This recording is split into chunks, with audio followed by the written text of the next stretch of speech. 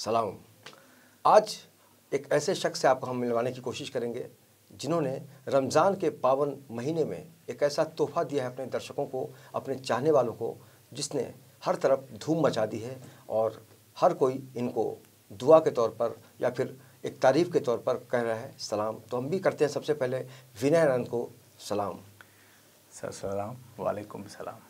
विनय जी, सबसे पहले तो आपको रमज़ान की बहुत बहुत शुभकामनाएं। और ये जो सलाम का जो एक एल्बम है जो बहुत ज़्यादा पसंद किया जा रहा है, लोकेशंस भी बहुत खूबसूरत चुने हैं आपने, कोरियोग्राफी भी ज़बरदस्त है, बहुत कुछ एकदम नेचुरल लग रहा है। सबसे पहले बताइए कि सलाम की शुरुआत कैसे और कब की आपने?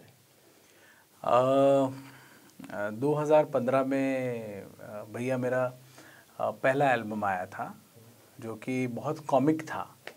गई भैंस पानी में। जी सही पहचाना आपने, भैंस की पूंछ नाम था भैंस की उसका। पूंछ। तो वो एक कॉमिक था, एक फन था, एक मस्ती थी गाने में। फिर एक एल्बम मेरा आया जीना दुश्वार किया, तो वो थोड़ा सा सैड वर्जन पे था। फिर आया सुनो मौला पैसे वाला बना, तो वो एक अलग था। एक उसमें इंसान जैसे लग्जरीज चाहता है अपने जीवन में, चाहता है कि उसे सारी वो तमाम खुशियाँ मिले, वो लग्जरीज मिले, वो पूरी दुनिया घूम सके। तो उस पर ये आधारित था, सुनो मौला पैसे वाला बना। जी। फिर मेरे जीवन में कुछ उलझने थी। अच्छा। मैं बताना चाह रहा हूँ, जैसे कि मुझे बच्चे नहीं हो रहे थे 10 साल से। मैंने मैरिज बहुत जल्दी की, 22-23 साल की उम्र में कर ली थी, लव मैरिज थी। तो तकलीफ़ हो रही थी। तो ऐसे में आदमी के जो थॉट्स होते हैं वो थोड़े अलग चले जाते हैं। जैसे कि हर उम्र में हर एज में इंसान की डिमांड अपने अनुसार होती है, उसकी रिक्वायरमेंट के अनुसार वो ऊपर वाले से मांगता है। तो सारी डिमांड तो पूरी हो चुकी है, तो बच्चे वाली जो डिमांड थी, जो प्रार्थना थी, वो मुझे कहीं ना कहीं ऐसा लगा कि मैं क्या करूं। मैं सब जगह गया, सब मंदिर में गया, गुरुद्वारा गया, अजमेर शरीफ गया, मैंने सब जगह मांगा।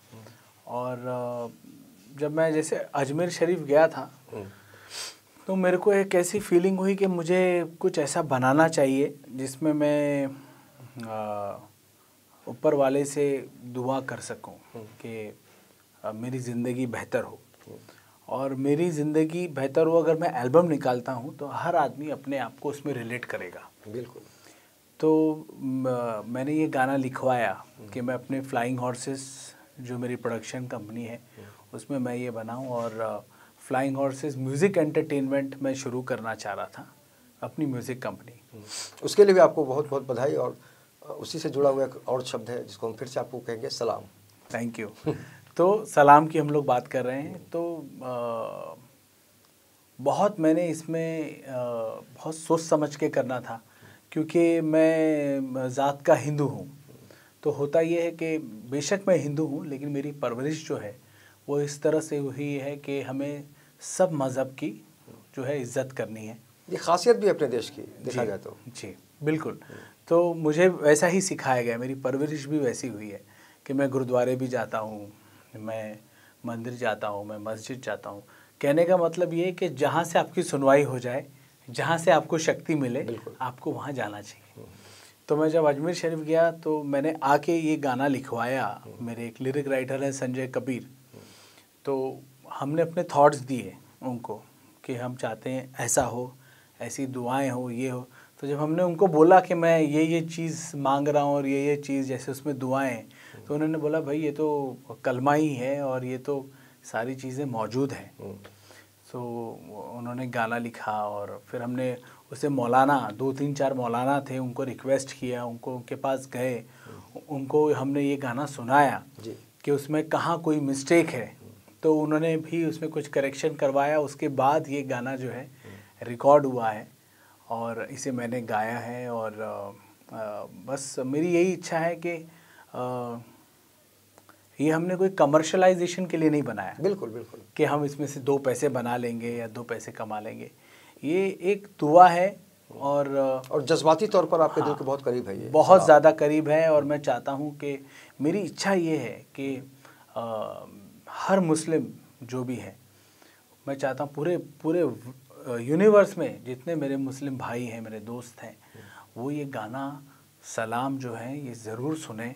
और मुझे पूरी उम्मीद है, पूरे दिल से ये मुझे उम्मीद है कि ये गाना सुनने के बाद उनकी आंखें भर आएंगी और उन्हें ये गाना बहुत पसंद आएगा। तो जाहिर तौर पर जिस तरह से एक जज्बाती तौर पर विनय आनंद जी ने अपना पूरा जो दिल की जो बात है आपके सामने रखी है, इस बातचीत को हम जारी रखेंगे, लेकिन सबसे पहले सुन लेते हैं वो गीत जिसको हम देख रहे हैं, जिसके बारे में हम चर्चा कर रहे हैं, महसूस कर रहे हैं, आपको भी दिखाते हैं, जिसका नाम ही है सलाम।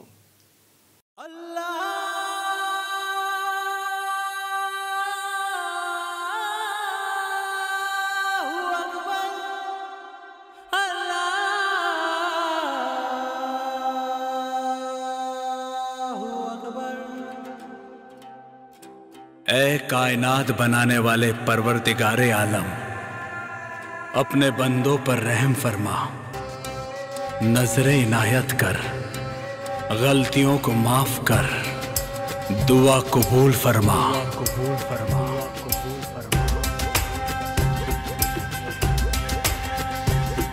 चाहे सहर हो या शाम, मैं तेरा ही लेता हूँ नाम, तू सुन ले ये पैगाम मेरी पाक मोहब्बत को,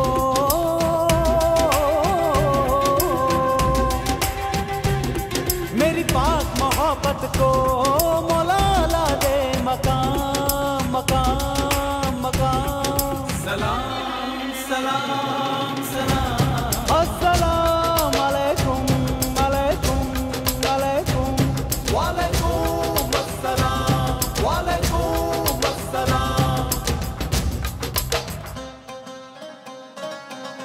या अल्लाह पाक खता माफ कर, अपने बेकस बंदों के गुनाहों को बख्श दे, तमाम बुराइयों से हिफाजत फरमा, ताउम्र नेक काम करने की तौफीक अता फरमा, दुआ कबूल फरमा।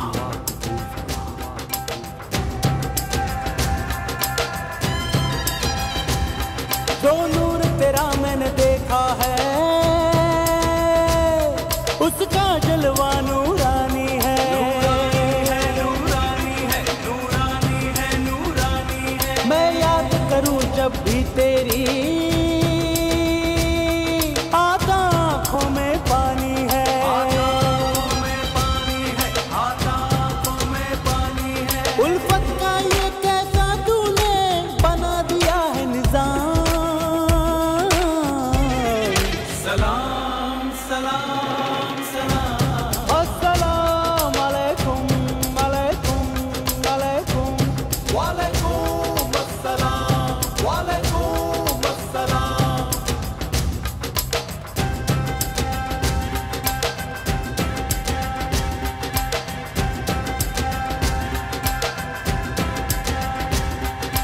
या अल्लाह पाक खता माफ करना, अपने बेकस बंदों के गुनाहों को बख्श देना, फरियाद कबूल फरमा। ख्वाबों में भी तेरी मस्ती में खोया खोया रहता हूँ,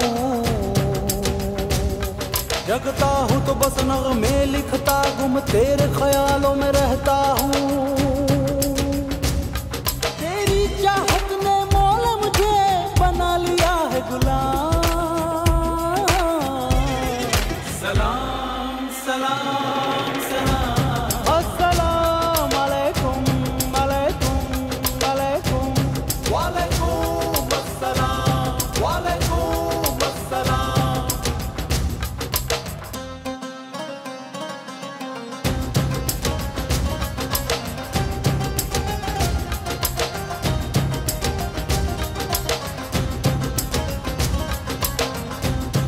या परवरदिगार, जब तक इस जिस्म में जान है, मेरा सर तेरे सजदे में झुका रहे, दुआ कबूल फरमा, दुआ कबूल फरमा। तेरी रहमत से सब मिलता है, मन्नत पूरी हो जाती है, मन्नत पूरी हो जाती है, मन्नत पूरी हो जाती है। तेरी ही मैं पीता हूँ मैं, तू ही तो मेरा साथी है, तू ही तो मेरा साथी है, तू ही तो मेरा साथी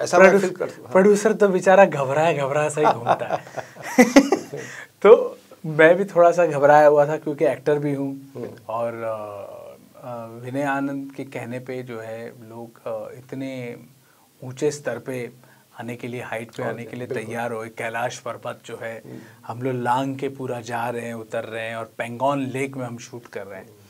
तो वहाँ उनकी तबीयत ख़राब, मैंने बोला मोहतरमा मैं आपसे हाथ जोड़ता हूँ, आप यहाँ कुर्सी पे बैठिए और मैं चल के आपके पास आऊँगा और आप मेरा मेकअप करिएगा। जितनी बार मुझे कंघी करनी होगी मैं आ जाऊँगा, लेकिन आप यहाँ से उठिए मत, क्योंकि आपकी तबीयत ठीक नहीं। ये सब प्रोड्यूसर होने के कारण हुआ ऐसा। नहीं तो विनय आनंद जी ने जो सेट पर क्या क्या किए हैं वो सब मुझे मालूम है, लेकिन इंसान अच्छे हैं इतना तो हमें पता है। लेकिन जो सबसे अहम सवाल है विनय जी की, इसकी जो कोरियोग्राफी की है उसके बारे में और जानना चाहेंगे कि हमने सुना है कि बहुत ही करीबी रिश्ता है उनसे आपका, इसलिए उन्होंने बहुत खूबसूरत फ्रेम बनाए हैं। बिल्कुल। गरीबी तो नहीं बोलूँगा मगर करीबी ज़रूर है। नहीं, करीबी बोला। मेरी धर्म पत्नी जो है, मेरी वाइफ है, उन्होंने ये गाना किया है। और ज्योति आनंद बहुत गाने कर चुकी है, मेरे भोजपुरी में भी किए, उन्होंने कुछ 100 गाने किए होंगे। उन्होंने तो बहुत कुछ हर बार आपको इशारे पे नचाया। हाँ वो तो है ही। मतलब सिर्फ दुख इस बात का है कि घर में भी मैं डोमिनेशन झेलता हूँ और अब सेट पे भी झेल रहा हूँ, तो ठीक है, आदत सी पड़ गई है। तो ऐसे भी पति जो होता है बेचारा, वो उसको सुन लेना चाहिए।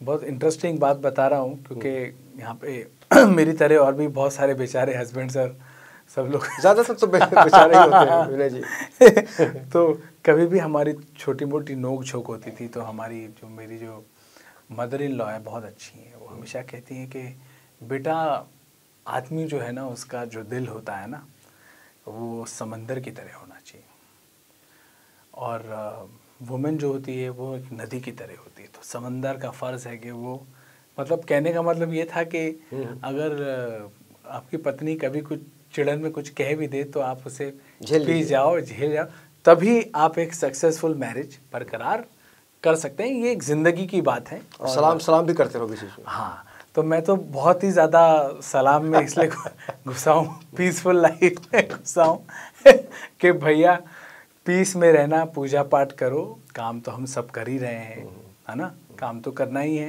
रोज़ी रोटी के लिए मेहनत करना ही है, सब कुछ करना, लेकिन पीस बरकरार होना बहुत ज़रूरी है, और हम सब का मन लगा रहे पूजा पाठ धर्म में, तो ये बहुत अच्छी बात है। विनय जी, जब ये वीडियो कंप्लीट हुआ तो जाहिर तौर पर आपने ऑडियंस की तरफ से भी देखा होगा, आप ऑडियंस बनकर देखा होगा, क्या रिएक्शन था आपका? आप कितने संतुष्ट हुए?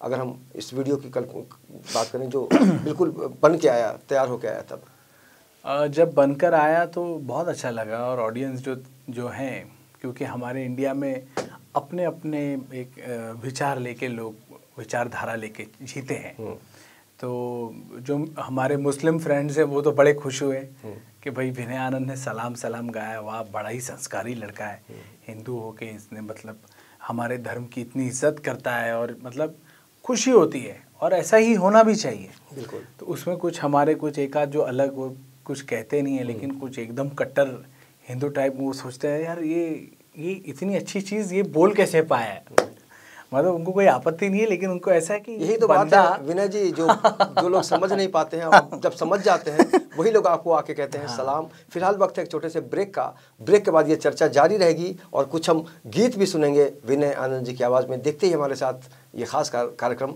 जिसका नाम ही है सलाम।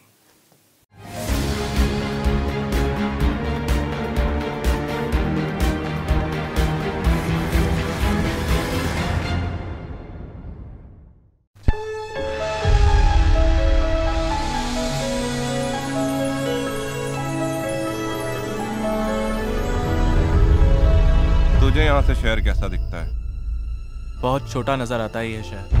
खुद को बड़ा करेगा ना तो वही शहर छोटा नजर आएगा।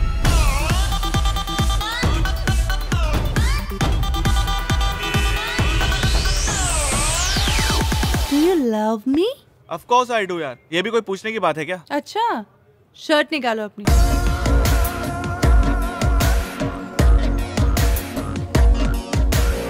करना क्या है? मोहल्ले के लड़कों को इकट्ठा करके शाखा ही तो खोलनी है। पर देव सिंह ही क्यों? क्योंकि देव सिंह इस कोटा शहर का सबसे बड़ा पॉलिटिकल गुंडा है। हुकुम, मेरा नाम विष्णु राजपूत है।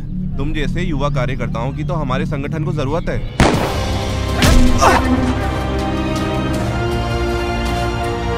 अबे तू तेरे साथ साथ मुझे भी मरवाएगा।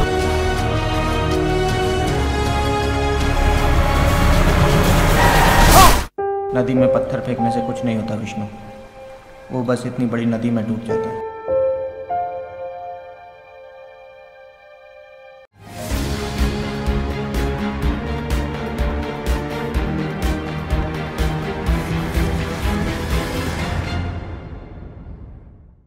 ब्रेक के बाद सलाम में आपका बहुत बहुत स्वागत है। एक बार फिर से हम आपको सलाम करते हैं। बीना जी, आप भी एक बार सलाम कर लीजिए दर्शकों को, क्योंकि आपने जो वीडियो बनाया है उसको सुनकर हमें तो बहुत अच्छा लगा ही। निश्चित रूप से हमें उम्मीद है कि दर्शकों को भी बहुत अच्छा लगा होगा वीडियो जो हमने दिखाया था थोड़ी देर पहले। लेकिन अब हम चाहेंगे कि उसी वीडियो का जो गीत है, जिसमें आपने दिल जीतने की कोशिश की है, ऊपर वाले के लिए दुआ की है, अपने लोगों के लिए दुआ की है और उसका रिजल्ट भी आपको मिला है, तो हम चाहेंगे 2 लाइन ज़रूर पहले हो जाए। बिल्कुल।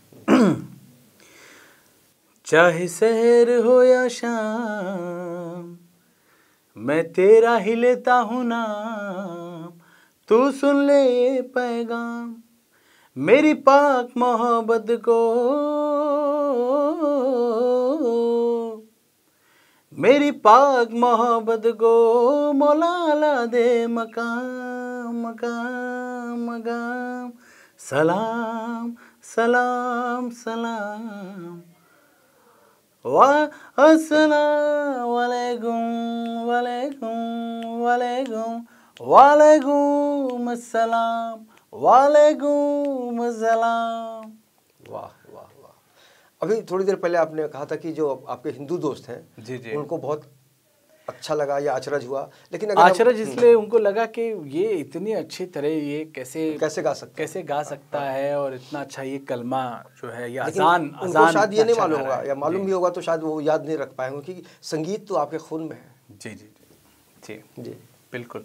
मेरी नानी निर्मला देवी जी ठुमरी गायिका रही हैं, तो डेफिनेटली वो सारी चीज़ें जो हैं वो मामा गोविंदा ने भी एक एल्बम निकाला था, उनका क्या रिएक्शन था इसको जब उन्होंने देखा सुना?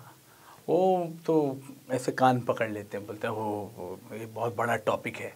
तो वो ये सब टॉपिक में बहुत ज़्यादा डीपली वो बहुत उनको यही होता है कि वो यही कहते हैं कि भाई कुछ गलती ना हो जाए, तो कभी भी कुछ ऐसे कदम उठाते हो तो बड़ा सोच समझ के उठाओ, बहुत लोगों से जान के उठाओ, क्योंकि नाम जब होता है तो अगर कुछ गलती हो जाए तो लोग माफ़ भी नहीं करते जल्दी, तो केस भी हो जाता है, ये भी हो जाता है दुनिया भर का। तो बड़े जो होते हैं घर के वो हमेशा यही कहते हैं कि जिस टॉपिक के बारे में जानकारी है उसी टॉपिक में जाना चाहिए, और वो सारी चीज़ों को मद्देनज़र रखते हुए ही मैंने जितने मेरे सीनियर्स लोग हैं, मौलाना जी हैं, सब हैं, सबसे पूरा डिटेलिंग लेके चीज़ें लेके पास करवा के ये बनाया है। और खुशी इस बात की है कि सभी लोगों को पसंद आ रहा है। बिल्कुल। और जितने भी हम YouTube पे कमेंट्स पढ़ रहे हैं सब तारीफ़ कर रहे हैं, और डाउनलोडिंग अच्छा हो रहा है, एवरीथिंग। मतलब ओवरऑल सबके मन में ये है कि ये 15-20 साल में कोई ऐसा गाना नहीं आया जो इस तरह से बना है, जिसमें दुआएं हैं। तो एक डिफरेंट गाना है, और रमज़ान के मौके में आदमी ऐसे ही गाने सुनना पसंद करता है। क्योंकि देखिए अभी रमज़ान का दिन चल रहा है, रमज़ान के दिनों को अक्सर कहा जाता है कि बहुत ही बरकत वाले दिन होते हैं। रमज़ान से जुड़ी कुछ घटना अगर आप सुनाना चाहें?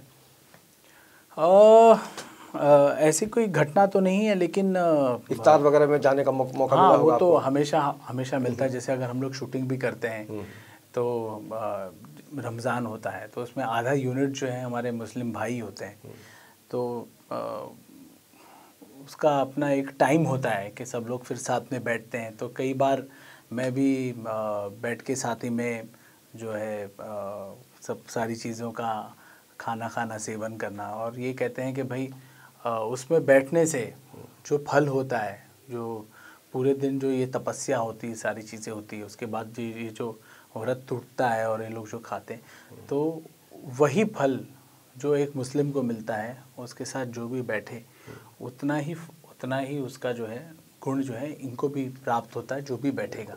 तो ये बहुत अच्छी बातें हैं। और सबसे रमज़ान के दिन चल रहे हैं, तो आप ये स्वीकार करेंगे आज कि ऊपर वाले ने आपके सुन ली और एक नहीं, दो नहीं, तीन संतान पैदा हुई आपके घर में? बिल्कुल। तो ये गाना मैंने बनाया है और इस प्रोसेस में मेरे घर में ऊपर वाले ने सुन ली और आज मैं 3 बच्चों का पिता हूँ। और बच्चों के नाम आप ज़रूर बताइए, क्योंकि आज उनको भी हम सलाम करना चाहेंगे। बिल्कुल बिल्कुल। मेरी 2 बेटियां हैं ऊपर वाले की दुआ से, और एक बेटा है। तो विराजनी है, विवान है और ब्रिथी है। Very good. तो देखिए ये सब चीज़ों का तो डेफिनेटली रिज़ल्ट होता है। जैसा आप कर्म करोगे, जैसे आपके स्टेप्स होंगे, वैसी चीज़ें आपके साथ होंगी। और मेरे सामने तो ये रिज़ल्ट है कि मैंने ये सब स्टेप्स किया, मैंने सारी चीज़ें की और ऊपर वाले ने दिया तो छप्पर फाड़ के दे दिया। तो बहुत खुशी होती है मुझे। जब आपने इस इंडस्ट्री को कहा था कि लो में आ गया, उस समय हमने सुना था कि आपके अंदर बहुत ज़्यादा हिम्मत है, क्योंकि अक्सर आपने रिस्क लेने का काम किया है। जबकि कई बार ऐसा भी सिचुएशन हुआ विनय जी कि आमदनी अठन्नी, उसके बाद भी आपने खर्चा रुपया करने की बात सोच ली। ये सब कहाँ से आता है आपके अंदर? जब फिल्म इंडस्ट्री में आया तो अपने मामा गोविंदा जी को देख के हुआ कि भाई काम करना है, फिल्में करनी है। और जब आप कदम रखते हो तो आपको पता नहीं होता कि आपको कैसे कैसे फिल्में ऑफ़र होंगी। तो उसमें जो मुझे पिक्चरें आती थी, 3-4 पिक्चरें महीने में आई या 5 महीने में आई, तो उसमें जो चुन के जो हमें अच्छा लगता था रोल हमने किया। लेकिन कभी कभी क्या होता है कि हम लोग बहुत खुशकिस्मत रहे हैं कि इतना काम कर गए कि 8-10 हिंदी फिल्में और 50-55 भोजपुरी फिल्में कर ली मैंने। बहुत बड़े स्टार है भोजपुरी के आप तो। ऊपर वाले की बहुत दुआ है, आप सभी लोगों का प्यार है जो इतना काम करने का मौका मिला और काम कर रहा हूँ। साथ ही जैसे जैसे आप काम करते चले जाते हो आपका कॉन्फिडेंस बढ़ता है। तो अब ये इच्छा होती है कि भाई अपने प्रोडक्शन से कुछ फिल्में बने, अपने विचारधारा जो है, जो हम सोचते हैं वैसे विचारों की फिल्म हम लोग लेकर आए कि भाई ये हमारा सोचना है। हर आदमी जो है अपने विचार से एक सिनेमा बनाता है। तो जैसे हम लोग बहुत अच्छे अच्छे मेकर्स का अगर नाम लें तो बॉलीवुड में जैसे महबूब खान साहब हो गए, तो राज कपूर साहब हो गए, तो मतलब ये जितने हैं, मतलब विजय आनंद हो गए, गुरुदत्त साहब हो गए, तो इनका सिनेमा कुछ कहता था, इनका सिनेमा कुछ दर्शाता था और ये बताता था कि वो क्या कहना चाह रहे हैं और इनके विचार क्या हैं, ये असल ज़िंदगी में ये लोग कैसे हैं और इन लोगों का सोचना क्या है। तो वो माइंड, वो संस्कार, वो डेप्थ उनकी सिनेमा में नज़र आता था। फिर आगे जाने के बाद और भी अच्छे मेकर्स रहे हैं, लेकिन बीच में कहीं ना कहीं मुझे ऐसा लगता है डेप्थ जो है सिर्फ कमर्शलाइजेशन फिल्में बनाने के लिए वो बातें जो हैं वो मजबूत नहीं रही, वो हल्कापन आ गया। फिर से सिनेमा में और अच्छे अच्छे लोग आए, जैसे सुभाष घाई साहब हो गए, अच्छी फिल्में, अच्छा म्यूजिक, महेश मांजरेकर जी हो गए, मतलब ये लोग सब बहुत इंटेलेक्चुअल, और बहुत सारे नाम, संजय लीला बंसाली, मतलब ऐसे कई नाम हैं जो हम अभी फ़िलहाल ले नहीं रहे, लेकिन आप सभी लोग जानते हैं जिन्होंने मतलब एक जागरूक रखा सिनेमा को, जैसे श्याम बेनेगल हो गए। इनका एक अपना टेस्ट, इनका एक अपना माइंड। तो ये चीज़ें तभी संभव होती हैं जब आपके पास वैसा दिमाग हो या आप अपनी विचारधारा सामने रखना चाहते हैं। तो मुझे ऐसा लगता है कि मेरी इच्छा है कि मैं अपने हिसाब से भी कुछ फिल्में आगे बना सकूं। अब तो कंपनी हो गई, अब तो सब कुछ कर सकते हैं आप। हाँ, ऊपर वाले ने आपका जो सलाम है वो कबूल कर लिया है। बिल्कुल बिल्कुल, बस आप लोगों का आशीर्वाद रहे, आप लोगों की दुआएं रहें कि मेरी कंपनी फ्लाइंग हॉर्सेस से आगे हम लोग भी कुछ 1-2 सिनेमा जो है हर साल लेकर आएँ। बाहर की फिल्में भी मैं करता हूँ, आर्टिस्ट हूँ, कलाकार हूँ, काम करना है।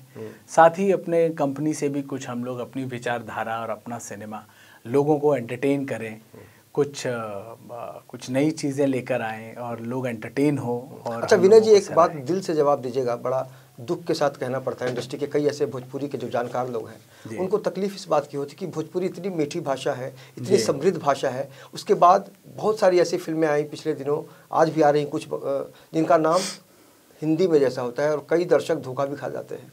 लेकिन आपको नहीं लगता कि वाकई अश्लीलता को जबरन परोसा जाता है और आर्टिस्ट को मजबूरी में काम करने की ज़रूरत आन पड़ती है? देखिए, मेरे हिसाब से अश्लीलता तो हर जगह है। कुछ बातों से होती है, कुछ आँखों से दिखाई देती है। नहीं, ऐसी मान्यता हो गई है कि भोजपुरी का मतलब ही है डबल मीनिंग। हाँ, तो वो बातें कुछ मेकर्स जो हैं और कुछ एक्टर्स जो हैं वो, क्योंकि आप उस लेवल पे पहुंच चुके हैं। बहुत सारे स्टार जो हैं चाहें तो दशा और दिशा दोनों बदल सकते हैं। इस दिशा में आप क्या प्रयास करना चाहेंगे आने वाले दिनों में? मैं तो यही बोल सकता हूँ कि मेरी फिल्में जो हैं आप देख लीजिए, काफ़ी साफ़ सुथरी रही हैं। हाँ, तो कभी कभी इतनी साफ़ सुथरी हो जाती थी कि साफ भी हो जाती थी और कुछ फिल्में अच्छी चल भी जाती थी। तो हमारी जो भोजपुरी की ऑडियंस है वो एकदम मास ऑडियंस है। मास ऑडियंस मतलब ठेला वाला, रिक्शा वाला। तो हमारे जो सिनेमा होते हैं उसमें आप थोड़ा ओवर लिमिट जाके फिल्में बनाओ तो चलती है। मतलब अगर दरवाज़ा ऐसे खोल सकता है हीरो, लेकिन वो ऐसे नहीं खोलेगा, वो लात मार के खोलेगा, ठवाक करके बाहर निकलेगा मिथुन दा की तरह। तो बाहर निकलेगा तो वो हीरोइज्म, टुटल दरवाज़ा निकलल हीरो। हाँ, मतलब हाथ मारेगा तो जैसे प्रैक्टिकली हम किसी को पंच मारते हैं तो उसको यहाँ गिर जाना चाहिए, मारा तो मैक्स टू मैक्स वो यहाँ गिरेगा या दांत टूटेगा या कुछ, दैट इज़ रॉन्ग, वायलेंस है। लेकिन सिनेमा है, मारा तो भाई यहाँ गिरा, एंटरटेनमेंट है। हमारे भोजपुरी में जब हम मारते हैं तो जब तक वो 2 माला ऊपर तक नहीं उड़ेगा तब तक सेटिस्फैक्शन नहीं है। तो उसको डबल सलाम देने। हाँ, तो थोड़ा सा ज़्यादा जो है हम लोगों को जो है सिनेमा में दिखाना पड़ता है। लेकिन वो ठीक है, वही साउथ में भी होता है। हाँ। अब जो दर्शक हमें सुन रहे हैं भैया वो और देख रहे हैं, वो इंटेलिजेंट है, उसको मालूम है। साउथ का सुपरस्टार आपके घर में रहा है। हाँ, 100% सिमरन जी की अगर हम बात करें हाँ, सिमरन जी मेरी साउथ की जो एक्ट्रेस हैं वो साली हैं। प्रकाश राज जो है सिंघम के विलन मेरे जीजा हुए। तो कहने का मतलब ये है कि हम सभी लोग अपने अपने रीजन में काम कर रहे हैं और सबकी अपनी अपनी मजबूरियां हैं। एक प्रोजेक्ट बनाइए कि जितने रिश्तेदार हैं घर में जी, एक रिस्क और लीजिए। मैं सजेशन दे रहा हूँ आपको कि आमदनी 98, खर्चा रुपया, और आपको लगता है इसमें डबल रुपया होगा, क्योंकि ये सब आपका जो सवाल में कबूल करेंगे।